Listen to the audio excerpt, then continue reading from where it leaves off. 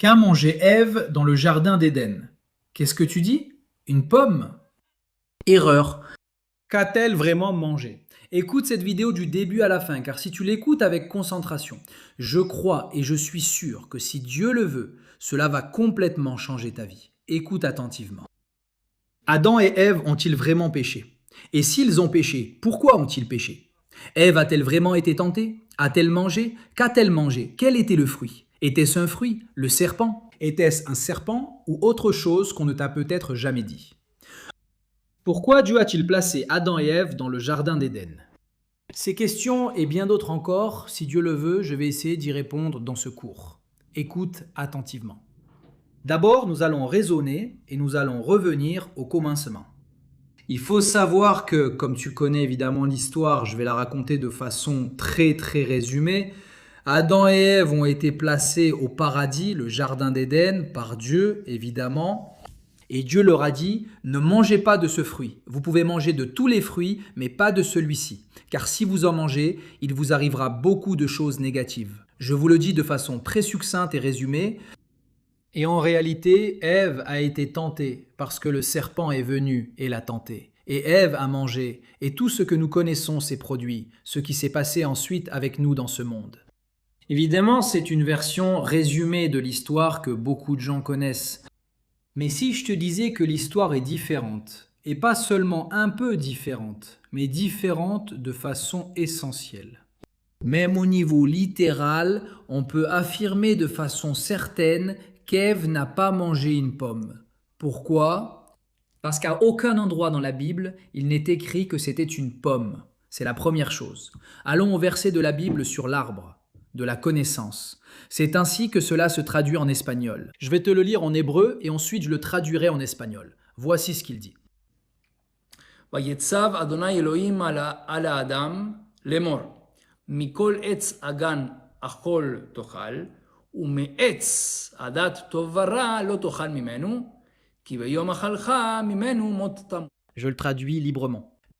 Et Dieu ordonna à l'homme en disant, tu pourras manger de tous les arbres du jardin, de l'arbre de la connaissance du bien et du mal. Il ne dit pas de l'arbre qui est un pommier tu mangeras. Il ne dit pas cela.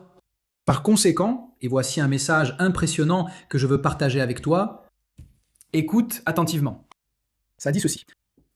De l'arbre de la connaissance du bien et du mal, tu n'en mangeras pas, car le jour où tu en mangeras, tu mourras certainement. Très bien. C'est une traduction assez littérale en fait. Maintenant, parlons-en.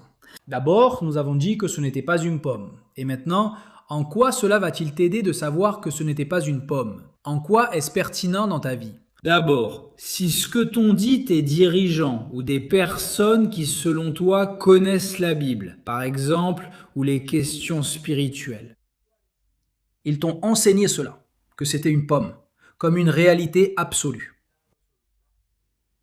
Tu dois remettre cela en question. Il y a d'autres choses qu'ils t'ont dites, bien plus importantes que de savoir si c'était une pomme ou non. Des choses que tu fais dans le monde. Pourquoi tu vis? Quel doit être ton but dans la vie, par exemple? C'est-à-dire, ici, nous sommes en train de briser un mythe qui semble être un mythe mineur. Pomme ou un autre fruit. En fait, les sages juifs nous enseignent différentes opinions sur quel était le fruit. Mais ce n'est pas là-dessus que je veux insister. Non, je veux m'arrêter sur le fait que, d'abord, briser un mythe implique que si quelqu'un t'a dit « oui, c'était une pomme », et donc Ève a péché, et Adam aussi, et ceci, et cela, et des choses, le péché originel. Et on t'a dit beaucoup de choses qui sont pertinentes pour ta vie aujourd'hui, pas comme une histoire historique. Si c'est une histoire historique, quelque chose d'historique, bon, c'est pertinent, plus ou moins pertinent, ça n'a pas tellement d'importance. Mais quand une histoire biblique, que tu la vis comme une histoire qui t'appartient, à toi et à l'humanité. Et cela implique une conclusion pour ta vie. Et comment vis-tu ta vie? Et comment comprends-tu la vie? Et quel est ton lien avec Dieu et avec ton entourage? Briser un mythe a une importance absolue, très forte. Et en fait, si tu regardes ce cours, cela peut être une bénédiction incroyable pour toi. Car il est certain que des portes de sagesse vont s'ouvrir à toi. des portes de sagesse et des portes d'abondance spirituelle et matérielle. Même matérielle, pertinente aujourd'hui pour ta vie. Aujourd'hui pour ta vie. Donc écoute cette vidéo jusqu'à la fin, car si Dieu le veut, elle va, comme nous l'avons dit au début, te changer la vie à 180 degrés. Écoute attentivement. D'abord, il est dit l'arbre de la connaissance du bien et du mal. Qu'est-ce que cela signifie? Nous allons laisser cela en suspens, des points de suspension pour la suite du cours. Maintenant, je veux te révéler des secrets impressionnants qui, comme je te le dis, ont de l'importance pour ta vie aujourd'hui. Impressionnant, écoute. Nous allons revenir avant qu'Ève et Adam soient arrivés dans le monde. C'est-à-dire, avant qu'Ève et Adam soient arrivés au paradis, au jardin de Nébel. Avant cela. Ils étaient dans le monde des âmes. Je te raconte ici des secrets de la Torah, des choses qui ne sont pas écrites. Elles sont écrites dans les versets à un certain niveau, mais si tu cherches un méphorash, elles ne sont pas écrites explicitement. Cette sagesse a été transmise du maître à l'élève, de génération en génération. C'est comme ça. C'était des âmes. C'était des âmes avant de descendre. Et Dieu a dit cela à Adam et Ève. Adam et Ève. Adam. Je vais vous faire descendre dans un monde matériel. Merci de regarder. Dans un monde que j'ai créé imparfait dès le début, je l'ai fait imparfait. Pourquoi faire? Pour être réparé. On dit en hébreu tikkun olam, la réparation du monde. C'est un concept spirituel de la Kabbale qui concerne toutes les générations. Je veux que vous fassiez le tikkun olam, que vous le répariez. Je le dis avec mes mots. Je veux que vous le répariez. Vous et votre descendance, et les générations à venir, ceux qui vous succèdent. Très bien. C'est ce que Dieu a dit à Ève et à Adam avant de leur donner un corps. Très bien. Très bien. Nous continuons. Ève et Adam sont descendus au paradis. Pas même dans ce monde matériel, mais au paradis, au jardin d'Éden, qui est un monde supérieur. Jardin d'Éden. Très bien. Gan Eden si c'est en hébreu. Jardin d'Éden. Très bien. Et Dieu leur dit ce qui suit. Je reviens au pazouk au verset. Pazouk si c'est en hébreu. Il est écrit ainsi. Umietz adatov baralotoal. Très bien. כי ביום אכלך ממנו מות. Ici, il y a quelque chose de très intéressant. Il ne dit pas « mais s'ils en mangent ». Il ne dit pas, en gros, Dieu leur dit « mangez de tous les arbres que vous voyez ici ». Très bien. Et il ne dit pas « mais de cet arbre, ne mangez pas ». Il dit « et de celui-ci ». Et il se passe ici quelque chose de très intéressant. « Et de celui-ci ». Et ensuite, il dit « et de celui-ci ». Il dit ceci. Merci. Et de l'arbre de la connaissance du bien et du mal, tu n'en mangeras pas. Et ensuite, il dit, car le jour où tu en mangeras, tu mourras certainement. Très bien, car le jour. Il faut voir évidemment que Adam et Ève, lorsqu'ils ont été créés par Dieu, avant de manger de l'arbre, étaient dans un état bien plus élevé que ce que nous sommes aujourd'hui, en tant qu'êtres humains. Ce n'étaient pas les âmes initiales, mais nous parlons d'êtres existants, des êtres spirituels impressionnants, avec une prophétie directe et pure, un lien avec Dieu pur, sans inclination au mal. Il faut savoir que l'inclination au mal est venue après avoir mangé de l'arbre de la connaissance du bien et du mal. Mais auparavant, il n'y avait pas de bien et de mal, il n'y avait que le bien. Cela a un rapport avec ce que je suis en train de te dire. Pourquoi Ève a-t-elle mangé? Et ce n'était pas une pomme. Écoute. Donc, qu'est-ce qui s'est passé? Il n'y avait pas d'inclination au mal. Ils avaient la prophétie directe. Ils n'avaient ni père ni mère, c'est-à-dire que Dieu les a créés directement. Par conséquent, ils n'avaient pas de problème d'enfance, ni de traumatisme, ni de désir, ni de tentations humaines. Il n'y avait pas cela. Ils étaient pratiquement des âmes, pour le dire ainsi. C'est après avoir été des âmes pures que Dieu a parlé. Mais il faut voir qu'ils étaient dans le jardin d'Éden. C'est-à-dire, ils sont dans un endroit pur et propre, tout est parfait. Et le serpent est venu, qui en fait était un serpent. As-tu déjà vu un serpent qui marche, qui parle et qui convainc un être humain? Dans ce cas, il a convaincu Ève, il a marché et il a parlé. Il est dit qu'il marche, qu'il parle, il la convainc avec une grande sagesse, une grande intelligence. C'était un serpent, mais nos sages précisent que ce n'était pas un simple serpent. On l'appelle serpent. C'est écrit en hébreu, Nash. Mais, ce n'était pas un simple serpent. C'était un serpent, évidemment, dans le jardin d'Éden, au niveau spirituel. C'était l'inclination au mal. Il a voulu tenter Ève, mais Ève, de cette inclination au mal, qui était le serpent, a compris ce que Dieu veut réellement. Et elle l'a relié à ce que Dieu leur avait dit. Quand ils étaient des âmes, le serpent, à l'oreille de mes paroles, a dit « Dieu, c'est vrai? Est-ce vrai que Dieu vous a dit de ne pas manger, ni toucher? Non, ne mangez d'aucun arbre d'ici. » Ève a dit « Oui, on peut manger de tout, mais pas de celui-ci. » Très bien. Ève a dit de ne pas toucher. Bon, je résume. En gros, le serpent a voulu tenter Ève. Il a embrouillé Ève et lui a dit « Savez-vous pourquoi Dieu ne veut pas que vous mangiez de cet arbre du bien et du mal, l'arbre de la connaissance du bien et du mal? Porque Le jour où vous en mangerez, vous serez comme Dieu, vous serez comme Dieu, vous comprendrez la différence entre le bien et le mal. » Maintenant, vous ne comprenez que le bien, n'est-ce pas? Tout cela, je le dis avec mes propres mots, simplement pour comprendre l'histoire et le concept. Vous ne comprenez maintenant que le bien, tout est parfait, n'est-ce pas? Mais Dieu craint que si vous mangez, vous serez comme lui, vous serez comme le Créateur, vous saurez différencier, discerner entre le bien et le mal. C'est pour cela qu'il vous l'a interdit. Donc, le serpent a poussé Ève, Ève a touché l'arbre, il a dit « Tu vois, tu avais dit qu'on ne pouvait pas le toucher? Tu l'as touché sans problème, tu es toujours en vie. Donc, si tu l'as touché et qu'il ne s'est rien passé, évidemment tu vas en manger et il ne se passera rien, il n'y a pas de problème. » Il a voulu la duper, la tromper. Mais simplement, Ève a mangé. Les gens, beaucoup de gens, sûrement ce qu'on t'a raconté, c'est que Ève a été tentée, elle a eu une tentation, le péché originel, à cause d'Adam et Ève, tous les problèmes du monde. Non? C'est une interprétation, une lecture simple, et dans beaucoup de cas très erronée sur beaucoup de choses, si ce n'est sur tout. Mais je veux entendre, il y a des choses. Évidemment, dans chaque mensonge, il y a un peu de vérité.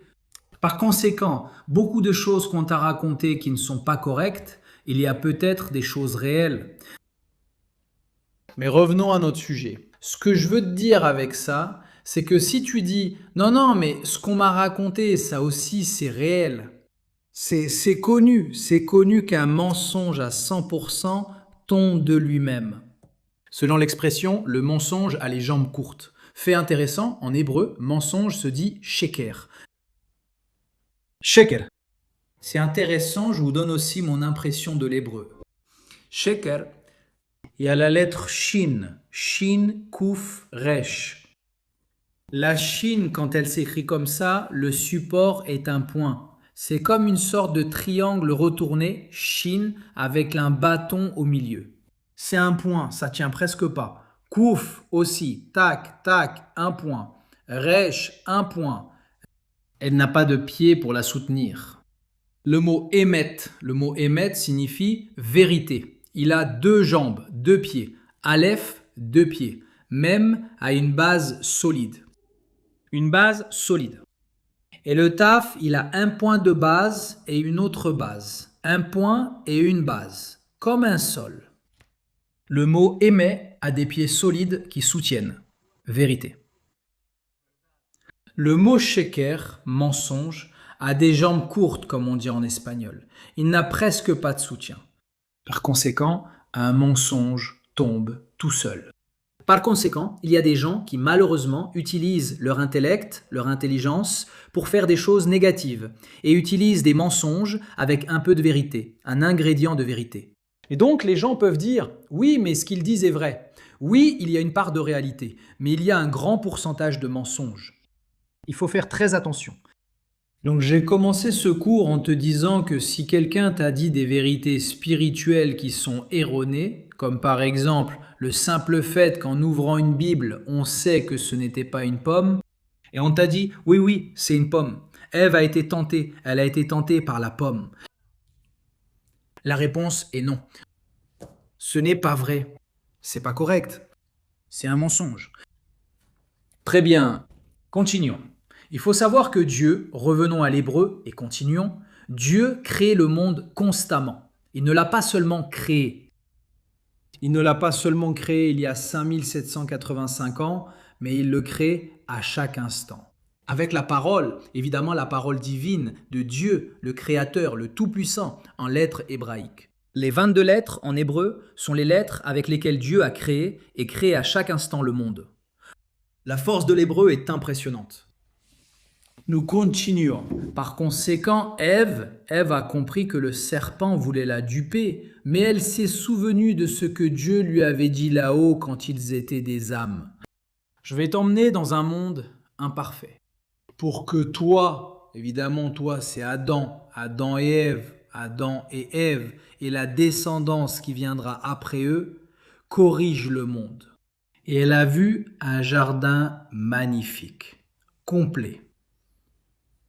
Il n'avait pas de tentation, il n'avait pas d'inclination pour le mal, il ne pouvait pas être tenté, et évidemment pas par une pomme ou par n'importe quel fruit. Il ne pouvait pas être tenté, évidemment. Qu'y a-t-il de tentant dans un fruit? Réfléchis. Par un fruit, on peut tenter une personne qui était, au niveau spirituel, impressionnante. Au niveau spirituel, nos sages expliquent que le talon d'Adam, au niveau spirituel évidemment, le talon d'Adam dans le jardin d'Éden illuminait plus que le soleil, rien que le talon d'Adam. Imagine ce qu'est le soleil. Nous parlons ici spirituellement. C'est impressionnant. Par conséquent, Ève n'a pas été tentée par une pomme ou par un fruit. Évidemment, elle n'a pas été tentée. Ève a compris ce qui suit. Le serpent a dit, « Vous seriez comme Dieu, c'est cela que Dieu craint. C'est pourquoi Dieu vous a interdit de manger. » Mangez, mangez. Vous serez comme Dieu, comprendrez le bien et le mal et pourrez corriger le mal. Cela me rappelle ce que Dieu m'a dit quand nous étions des âmes. Je l'exprime avec mes mots. Par conséquent, peut-être que Dieu veut vraiment que nous mangions. Mais Dieu sait que la mission est tellement, presque impossible, tellement difficile de descendre dans un monde matériel. Évidemment, Ève ne connaissait pas dans ce monde ce qu'était le monde matériel, mais elle a compris, évidemment. Descendre dans un monde matériel, là où il faut corriger, où existent des défis, ce qu'on appelle la mort. Car certainement, lorsque vous mangerez de cet arbre, vous mourrez certainement. Qu'est-ce que cela veut dire? Tu mourras. Tu mourras, évidemment, ne renvoie pas seulement au fait littéral de mourir. Mourir implique de tomber. Tomber dans des endroits sombres. Avoir des problèmes émotionnels, des frustrations. Déception, chute matérielle, chute financière, chute économique. Désillusion. Qu'il y a quelqu'un qui t'insulte. Et quelqu'un qui te renvoie de ton travail. Et tu rates un examen. Et un lien se brise. Et un lien se reconstruit. Et il y a des hauts et des bas. Il y a des hauts, il y a des bas. Un monde déconcertant. Ève a compris, évidemment, avec une compréhension divine très profonde, elle a compris Dieu. Dans sa, comme on dit en hébreu, sa ratson pnimi. La volonté la plus profonde de Dieu est que nous mangions pour descendre dans un monde matériel et que nous, ainsi que nos fils et nos filles, le corrigions. Et donc, faisons un endroit pour que Dieu réside avec nous. C'était d'une certaine manière le message que Dieu a donné à Ève. C'est ce que Dieu dit au peuple. Celui d'Israël dans la paracha, dans la portion hebdomadaire, la portion Teruma, Lorsque le peuple d'Israël fait ses dons pour le tabernacle dans le désert, Dieu dit ceci, impressionnant. Et ainsi, dans le livre de Shemot, le deuxième livre de la Torah, du Pentateuch, le deuxième livre est le livre de Shemot, Genèse Shemot, toute la partie où nous sommes sortis d'Égypte, la partie dans le désert, le tabernacle, Dieu dit ainsi. Je le dis en hébreu, je le traduis. Et construisez-moi un sanctuaire, et je demeurerai en eux, et je vivrai en eux. Très intéressant, écoutez ça, impressionnant, impressionnant. Et construisez-moi un sanctuaire.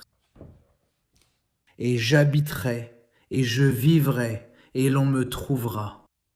Ma présence sera en eux. Il le dit en lui. Écoute ceci pour voir en quoi c'est pertinent pour ta vie aujourd'hui. Impressionnant. Tout est pertinent. J'espère que tu fais le lien. Je sais que c'est un cours très profond, mais si tu peux relier tout ce que je te dis, c'est un cadeau pour ta bénédiction. Ta bénédiction est celle de ta descendance pour toujours. Grâce à Dieu, c'est impressionnant. Attaque-toi à toi-même. Il dit ceci. Va'asulim migdash ve'shachanti betocham, et construisez-moi un sanctuaire, et je demeurerai en eux. Il ne dit pas en lui. Que signifie en eux? Cela signifie en chacun de nous. Évidemment, Dieu va résider dans le sanctuaire. C'est quelque chose d'évident. Nos sages expliquent pourquoi il est écrit parmi eux et non en lui, pas betocho. Parmi eux. Eux. Eux, dans le peuple d'Israël, et évidemment chaque individu dans ce monde, qui fait un sanctuaire pour Dieu. Qu'est-ce qu'un sanctuaire? C'est quelque chose de spirituel. Tu veilles sur ta bouche. Tu veilles sur tes yeux. Tu prends soin de ton être. De ne faire que le bien, de dire du bien, et de ne penser qu'au bien. Est-ce que tu penses comme il faut? Est-ce que tu agis comme il faut? Est-ce que tu vis une vie pleine de sens, en faisant la volonté de Dieu, du Créateur tout-puissant, comme il faut, comme Dieu te le demande?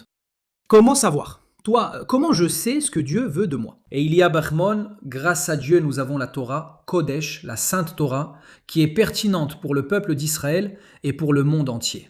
Il faut savoir que la Torah, évidemment, a des préceptes universels pour toutes les nations. Et il y a des préceptes qui sont pour le peuple d'Israël, uniquement pour le peuple d'Israël, et le peuple de Dieu, évidemment. Et il y a des préceptes qui sont les 7 grandes lois de Noé, qui sont destinés à toute l'humanité, au reste des nations du monde. Et chaque personne dans ce monde, si elle fait la volonté de Dieu, peut atteindre des niveaux spirituels impressionnants, qu'elle soit juive ou non juive. Alors la question est, est-ce que je remplis la mission de ma vie? Dieu même me veut ici et crée chaque instant, comme dit, avec les lettres hébraïques, renouvelant sans cesse sa création. 22 lettres en hébreu que Dieu unit constamment et crée la création, y compris toi, avec un amour infini. Dieu t'aime. Il a confiance en toi. Il a confiance en toi. Et Dieu décide d'avoir besoin de toi. C'est là le lien avec Adam et Ève et tout ce dont nous parlons. Tu peux te dire, mais Dieu a-t-il besoin de moi, le Créateur tout-puissant, créateur de tous les mondes spirituels, des planètes, des anges, de ce monde, de millions de personnes? Dieu a besoin de moi. Dieu m'écoute. Dieu me voit. Dieu veille sur moi. La réponse est en majuscule. En majuscule, oui, avec un point d'exclamation des deux côtés. Oui, et c'est un secret de la sagesse juive. C'est impressionnant. Il faut savoir que c'est une grande nouvelle. C'est la nouvelle. C'est une grande nouvelle. Laquelle? Que Dieu te crée à chaque instant, qu'il t'aime et qu'il a confiance en toi. Et nous les Juifs, quand nous nous levons, comme je l'ai dit dans d'autres vidéos, la première phrase de 12 mots que nous disons, je vais le dire avec mes propres mots pour faire plus court, nous remercions Dieu pour l'âme qu'il nous a donnée, renouvelée après avoir dormi. Et ensuite, nous disons en hébreu, Rabba emunatesha, grande est ta foi en moi, ô Dieu, grande est ta fidélité. En réalité, quand on parle de foi, on parle de la foi que l'on a en Dieu. C'est très bien, évidemment, le judaïsme te dit quelque chose de différent. Bien sûr, on a une foi en Dieu, une confiance en Dieu, un lien avec Dieu. Ça, bien sûr, c'est l'ABC, c'est quelque chose d'absolument évident. Mais la grande nouveauté, c'est que Dieu a foi en toi, que tu sois juive ou non juive. La Torah est pertinente pour toutes les nations du monde, pour toutes les nations du monde. Nous sommes tous dans le même bateau, il faut le savoir, tous dans le même bateau. Chaque personne a sa fonction, il y a un capitaine, il y a un marin, il y a un passager, chacun avec sa fonction. Et chaque personne est essentielle dans ce monde, tu es essentiel dans ce monde. Dieu décide que ce monde ne peut pas exister sans toi, sinon tu ne serais pas ici.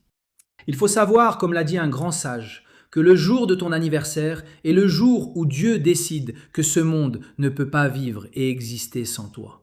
Et il faut savoir que chaque seconde est comme ton anniversaire. Que signifie anniversaire ? En réalité, c'est une fois par an. Mais chaque instant de la vie est un cadeau de Dieu. Comme nous le disons dans le livre des psaumes, le roi David, « Kol haneshama tialelia » Alléluia. Kol haneshama tialelia, Alléluia.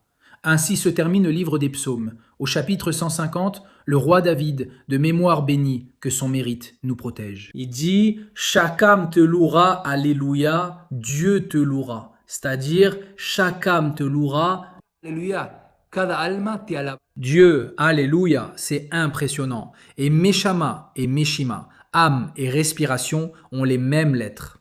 Chaque respiration que tu as, que Dieu t'offre. Chaque particule d'oxygène que Dieu t'offre.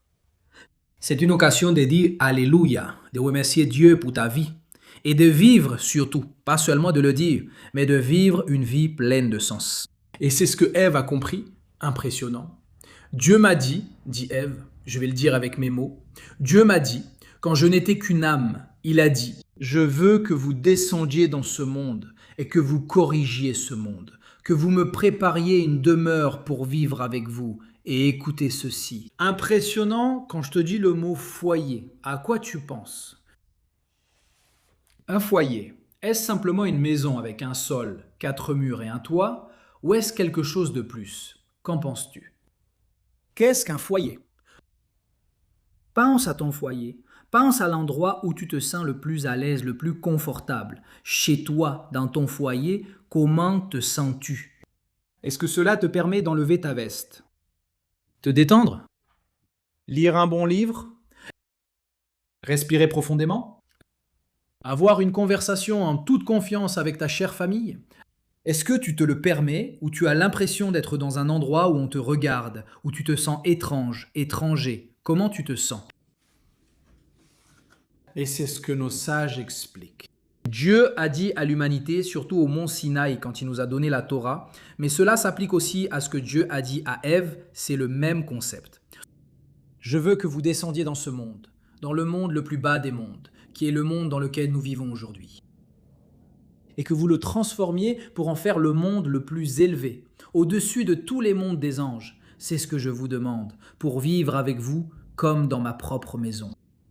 Pensez à ma maison, où je peux être moi-même et me révéler tel que je suis. C'est impressionnant, c'est un concept impressionnant. Le Créateur, qui a toujours existé et existera toujours, décide d'avoir besoin de nous. Alors, il nous dit, d'une certaine manière, je le dis avec mes mots, il dit ceci, « Je n'ai pas besoin d'aide pour exister. » Dieu, évidemment, Dieu est le Créateur, Dieu est l'origine de tout, il est la cause de tout, il inclut tout, il est au-dessus de tout, il supervise tout, chaque instant, au millimètre près, chaque instant, chaque mouvement. Il faut savoir que Dieu donne. À chaque brin d'herbe, c'est un exemple pour que tu comprennes, chaque herbe, chaque brin d'herbe a un ange particulier qui lui dit à chaque instant « pousse, pousse, pousse, pousse ». Chaque brin d'herbe, chaque particule de ce monde, des anges partout, des mondes spirituels, des planètes, des galaxies. Le créateur de tout l'univers, qui a existé et qui existe, décide à un moment de créer Adam et Ève, et donc nous, qui sommes les fils et les filles d'Adam et Ève. Pour que nous corrigions ce monde, et que nous lui préparions une demeure, un sanctuaire. Prendre soin de notre parole, de nos yeux, de nos pensées, pour que Dieu puisse se sentir chez lui, avoir un lien personnel, intime avec nous. Que Dieu nous révèle, qu'il nous révèle sa révélation, la raison première, sa volonté la plus profonde. Et où cette volonté la plus profonde est-elle écrite ? Ce que je vous dis maintenant, c'est que dans la Torah Kedosha, la Sainte Torah, c'est là que Dieu révèle sa raison. En fait, le premier mot, écoutez bien ceci, c'est impressionnant. Le premier mot des 10 commandements est le mot Anoi. Je vais dire en hébreu. Le premier et le deuxième commandement. Et ensuite, je vais te révéler les secrets du mot Anoi. Impressionnant. Je le dis en hébreu. Premier commandement, Anoi. Adonai lobecha asher hotzeticha meretz Mitzraim mibait avadim. Il dit Anois, c'est moi. Hashem Elohecha, je suis Dieu, ton Dieu, qui t'ai fait sortir de la terre d'Égypte, de la maison de l'esclavage. Le deuxième commandement est Lo Yeh. Elohim acherim al panai. Tu n'auras pas d'idole devant moi. C'est essentiellement la traduction la plus littérale, mais en gros, c'est l'interdiction de l'idolâtrie. Il faut avoir la foi, c'est-à-dire que la foi doit être une foi en un seul Dieu, le Créateur tout-puissant. Dieu indivisible, unique, qui, comme nous l'avons dit, est l'origine de tout, inclut tout, est au-dessus de tout, supervise tout, à chaque instant. C'est, je le dis avec mes mots évidemment, l'interdiction d'avoir un objet, une personne vivante ou morte, tout type d'intermédiaire entre toi et le Créateur. Interdit, deuxième commandement, interdit à toute personne de cette humanité. Interdiction absolue, l'idolâtrie. Prier, s'adresser à tout objet ou à toute personne, vivante ou morte. Dieu déteste cela, c'est écrit dans le deuxième commandement. Mais oui, de façon positive, oui, avoir Emouna en hébreu et Bitaon et sécurité. En Dieu, le Créateur tout-puissant, comme nous l'avons dit, qui t'aime et a confiance en toi. Il te crée à cet instant. Quand Dieu te dit, veux-tu t'adresser à moi? Adresse-toi de façon personnelle, sans intermédiaire, directement à moi. Tu n'auras pas d'idole devant moi. C'est-à-dire entre toi et moi, un lien personnel et direct, sans intermédiaire. Enlève toutes sortes de gênes, n'importe quelle chose, rien. Seulement. Prie seulement Dieu, Dieu le Créateur tout-puissant, qui te crée à cet instant, qui t'aime et a confiance en toi. Et il a besoin de toi, il choisit d'avoir besoin de toi. Évidemment, Dieu n'a besoin de rien, mais quand Dieu décide quelque chose, il décide d'avoir besoin de toi. Il décide de nous avoir, nous, pour corriger son monde et pour lui créer un foyer. C'est impressionnant. Évidemment, les anges exécutent parfaitement la volonté de Dieu, mais sans libre arbitre, ce qui est ennuyeux. C'est ce qu'Ève, elle a compris dans le jardin d'Éden. Elle a dit « Ici, tout est parfait. C'est un endroit magnifique, parfait. Il y a un arbre. Il y a un arbre où peut-être se cache ce que Dieu m'a dit là-haut, quand nous étions des âmes. Qu'il veut que nous le corrigions, qu'il veut que nous en ayons un, qu'il veut un foyer, un lien direct, intime avec nous, afin de pouvoir se révéler. » Et ici, j'en viens au premier mot du premier commandement, Anopri. Anoki, c'est aussi un acronyme. Anoki, au sens littéral, signifie « moi ». Moi, je suis Dieu, ton Dieu. C'est aussi un acronyme qui, selon nos sages, révèle quelque chose d'impressionnant. Ana, en araméen, pas en hébreu, mais en ancien araméen, la langue parlée à Babylone. Ananavshi ktavit veyahavit. Je traduis « moi, mon âme, je l'ai écrite et je l'ai donnée ». Génial, impressionnant. Dieu se révèle, il révèle son intérieur à travers la Torah. Impressionnant. Moi, mon âme, je l'ai écrite et je l'ai donnée, ce qui s'est passé au mont Sinaï. Quand environ 3 millions de personnes ont vu les lettres en hébreu des 2 premiers commandements que nous les avons vus, il est écrit Roy Meta, ils disent « Nous avons vu les voix, nous avons vu les voix. » Les voix. Nous n'avons pas seulement vu des lettres, mais vu les voix, ce qui nous échappe aujourd'hui. Rohim et Akolot. Nous avons vu les voix, les lettres hébraïques dans le feu. Fumée et feu. Impressionnant. 3 millions de personnes ont assisté à une révélation divine au mont Sinaï. Il y a 3336 ans. Et de génération en génération, les sages, nos pères, fils, élèves, rabbins, élèves, pères, mères, fils, filles, génération après génération, sans interruption, jusqu'à nos jours et pour l'éternité. Nous savons ce qu'est la Torah, et nous essayons de vivre selon la Torah, de vivre la Torah. et de créer un sanctuaire pour Dieu à travers nos actions, nos paroles, nos pensées. C'est impressionnant.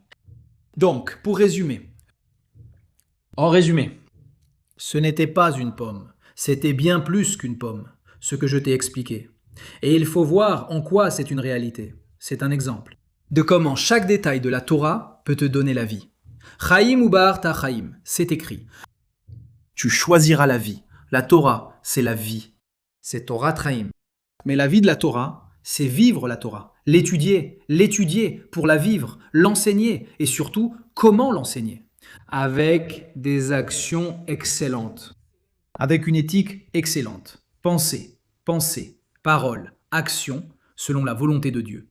Que nous ayons le mérite, à chaque instant, vivre une vie exceptionnelle, avec un but, avec du sens, mission de notre vie. Lié à Dieu, le Créateur Tout-Puissant, à chaque instant. Avoir des moments, comme nous l'avons dit. Lorsque tu pries Dieu, chaque jour, trouve un endroit fixe, une heure fixe si tu peux, et parle à Dieu comme à ton meilleur ami. C'est ainsi que nos sages l'expliquent. Parle avec tes mots. Ne cherche pas à être éloquent. Non, ouvre ton cœur. Dans un endroit où personne ne te dérange. Raconte à Dieu comment tu te sens, ce qui t'arrive, quels sont tes défis. Demande de l'aide, qu'il te guide, qu'il te montre le chemin. Qu'il guide ton chemin selon la volonté de Dieu. Et c'est impressionnant. C'est impressionnant, comme aujourd'hui. En ces temps de décision. Temps de décision. On peut vraiment choisir la vie. Et choisir le bien. Aujourd'hui, on voit Israël, la situation d'Israël. On dit d'Israël, on peut croire des choses que l'on entend dans les médias, des choses bonnes ou pas, ou dire non. Je veux voir. Que disent les Juifs? Que dit la Torah? Les Juifs, le peuple d'Israël, c'est le peuple de Dieu, le peuple qui est venu pour faire le bien et être une lumière pour les nations, ou or la goïm. C'est de cela qu'il s'agit. Dieu demande au peuple d'Israël d'être une lumière pour les nations, ou or la goïm. Et c'est ce que nous essayons de faire. Nous cherchons à faire le bien, à enseigner le bien, à vouloir croire, à vivre une vie de Torah, de bien, pour le monde entier et pour tous les mondes. Il faut savoir que les enfants de Dieu, le peuple d'Israël, c'est ce que nous recherchons. Évidemment, ce que nous voulons. Nous savons que Dieu aime sa progéniture, ses créatures, sa création. Comme nous l'avons dit, Adam et Ève, ce monde, voilà ce que Dieu aime et que nous recherchons. Aimer ce monde à travers notre vie. Faire et vouloir le bien. Se lier à Dieu. Accomplir les préceptes avec joie et cœur pour en être digne. Chacun, selon sa mission, faire le bien, vouloir le bien, nous attacher à Dieu, au Créateur suprême, puissant à chaque instant, avec joie et un bon cœur. Que tout soit couronné de succès et de bénédiction.